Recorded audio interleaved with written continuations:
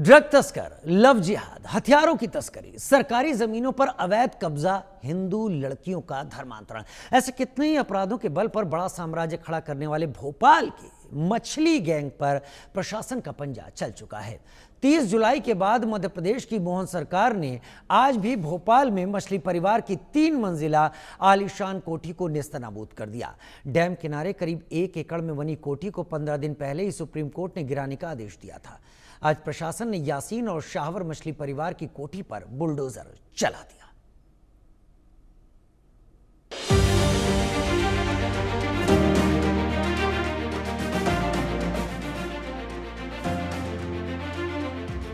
मछली गैंग की आलीशान कोठी बुलडोजर एक्शन से मिट्टी में मिली।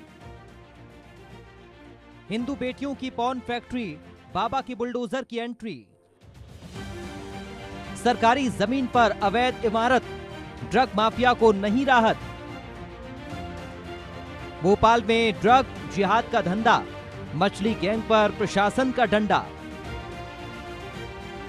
ड्रग जिहाद और मर्डर, मछली गैंग पर बुलडोजर। तस्वीरें भोपाल की हैं। आलीशान 3 मंजिला इमारत को बुलडोजर से रौंदा जा रहा है। ये भव्य और आलीशान कोठी मछली गैंग की है। ड्रग्स, लव जिहाद और रेप केस के आरोपी यासीन और शाबर मछली परिवार की। उत्तर प्रदेश की तरह ही मध्य प्रदेश की मोहन सरकार का भी अपराधियों पर बुलडोजर एक्शन जारी है। ड्रग्स और लव जिहाद चलाकर हिंदू बेटियों को फंसाने वाले मछली गैंग के साम्राज्य की ईंट से ईंट बिखेरी जा रही है। अवैध निर्माण को मिट्टी में मिलाया जा रहा है। भोपाल में 15,000 स्क्वायर फीट में बनी कोठी, सरकारी जमीन पर अवैध तरीके से बनाई कोठी। 3 मंजिला कोठी की अनुमानित कीमत 25 करोड़ रुपए, करीब 1 एकड़ में फैली आलीशान कोठी। 1990 में बनाई 3 मंजिला कोठी में 30 से ज्यादा कमरे। कोठी परिसर में गैरेज, पार्क, झूला घर भी बनाया। बुलडोजर से पूरी अवैध कोठी को ढहाने की कार्रवाई। भोपाल में मछली परिवार की 3 मंजिला आलीशान कोठी को जमींदोज कर दिया गया। मछली गैंग के अवैध कब्जे से अब तक 200 करोड़ रुपए की संपत्ति मुक्त कराई गई है। भोपाल के एसडीएम विनोद सोनकिया से बात की मेरे सहयोगी चेतन सेठ ने। मछली परिवार का साम्राज्य पूरी तरीके से तहस नहस कर दिया। मेरे साथ बातचीत करने के लिए एसडीएम सर, बड़ी कार्रवाई की। आज कितनी कार्रवाई? आज 15 से 20,000 वर्ग फुट में जो निर्माण था उसको अवैध निर्माण था। कितनी करोड़ की लागत की? मेरे अनुमान की कीमत जो जमीन का 20 दिन पहले कार्रवाई, 20 दिन पहले 6 जगह कार्रवाई की। 100 करोड़ से ऊपर की जमीन, शासकीय जमीन निर्माण का।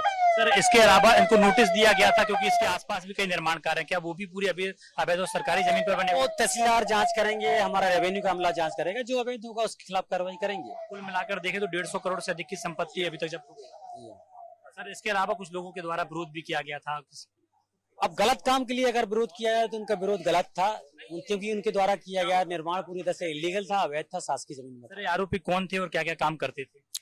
जो तहसीलदार न्यायालय में प्रकरण चला उसमें सोहेल और सारिक के नाम का जो निर्माण कार्य उनके द्वारा किया गया था, उनके नोटिस दिए गए थे। तो बिल्कुल देखिए, उन्हें नोटिस दिया गया था और नोटिस के बाद एक कार्रवाई की गई है। वीडियो जर्नलिस्ट अजय कटियार के साथ चेतन सेठ, इंडिया न्यूज।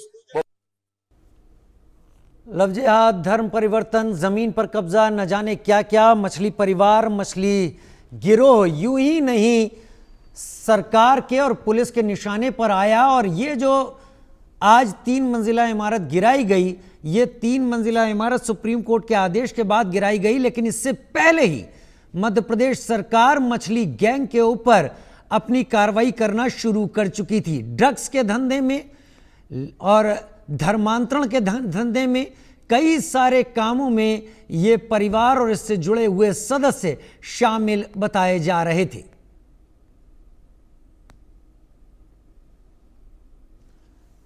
चेतन सेठ हमारे संवाददाता बहुत जल्द हमारे साथ जुड़ेंगे, तो हम उनसे जानने की कोशिश करेंगे कि क्या वहां पर हुआ है, क्या अभी होना बाकी है। ड्रग, लव जिहाद का धंधा, मछली गैंग पर प्रशासन यानी भोपाल में प्रशासन ने डंडा चला दिया है। पूरी 3 मंजिला इमारत को तोड़कर जमींदोज कर दिया गया, जो कि जमीन पर कब्जा करके बनाई गई थी।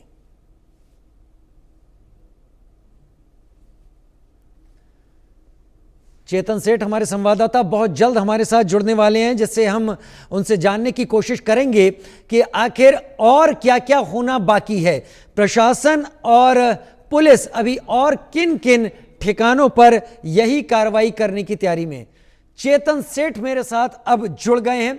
चेतन, विस्तार से बताइए और क्या क्या बाकी है, आज क्या क्या हुआ। बिल्कुल, देखिए, बड़े साम्राज्य को आज प्रशासन की ओर से ढहा दिया गया। 20 दिन पहले नोटिस दिया था, नोटिस के साथ एक चेतावनी भी दी थी कि 15 दिन के अंदर इस बिल्डिंग को खाली कर लें, लेकिन उसके बावजूद भी बिल्डिंग को खाली नहीं किया गया। उसके बाद प्रशासन की ओर से फिर 5 दिन का अल्टीमेटम दिया कि कम से कम जो बिल्डिंग में जो सामान है वो खाली हो जाए, लेकिन इन माफियाओं के द्वारा वो सामान खाली नहीं किया।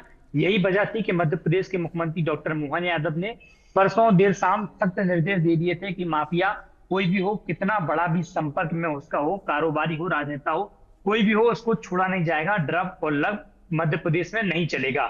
इसके चलते आज प्रशासन की टीम पहुंची और टीम ने लगभग 20,000 स्क्वायर फीट में फैले हुए पूरे साम्राज्य को, 3 मंजिला जो कोठी थी, इमारत थी, बड़ा किला था, उसको पूरी तरीके से ढहा दिया। लगभग उसमें 40 से ज्यादा कमरे थे और 80 से ज्यादा लोग उस मकान में रहते थे। तमाम सुख सुविधाएं थी, पार्क थे। इसके पहले जब 20 दिन पहले प्रशासन की ओर से जब कार्रवाई की गई थी, उसमें भी लगभग 200 करोड़ से अधिक की संपत्ति को प्रशासन ने अपने हैंड ओवर लिया था। 50 साल पहले कहानी शुरू हुई थी। 50 साल पहले मछली परिवार ने अपने साम्राज्य की नींव रखी थी और नींव रखने के साथ साथ 50 साल में इतना साम्राज्य फैल गया, चूंकि बड़े राजनेताओं, अफसरों से इनके बेहद अच्छे संपर्क और संबंध थे। बड़े नेता इनके घर आते जाते थे। वर्तमान सरकार में मंत्री भी हैं, ऐसे नेता भी इनके घर आया करते थे, जाया करते थे।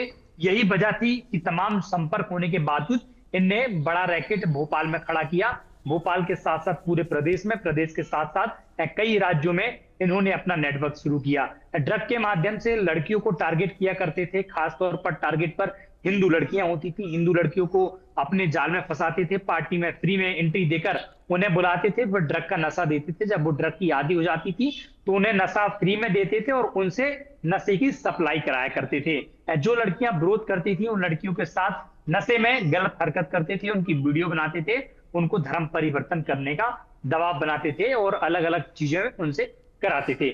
यही वजह थी कि लंबे समय से क्राइम ब्रांच को इनपुट मिल रहा था, सरकार को भी तमाम चीजों का इनपुट मिला था। सरकार ने इस पूरे मामले की गंभीरता से डीजीपी को निर्देश दिए थे, प्रदेश सरकार के मुख्यमंत्री ने, और डीजीपी ने इस पूरे मामले पर संज्ञान लिया। क्राइम ब्रांच टीम ने इस पूरे मामले पर गंभीरता से जब कार्रवाई की, जब पता चला कि ये ड्रग्स का पूरा मामला है, ड्रग्स के साथ साथ लव का मामला सामने आया और लव के साथ हथियार तस्करी से भी पूरा मामला जुड़ गया। वाकई ये समझ में आ रहा है, ये मछली परिवार या मछली गैंग नहीं, ऐसा लग रहा है कि ये मगरमच्छ होना चाहिए था, जो जमीन पर कब्जा कर रहा था, लोगों की अस्मिता पर कब्जा कर रहा था और ड्रग्स समाज में बांट रहा था। चेतन, बहुत शुक्रिया मेरे साथ जुड़ने के लिए आपका। उधर बढ़ते हैं।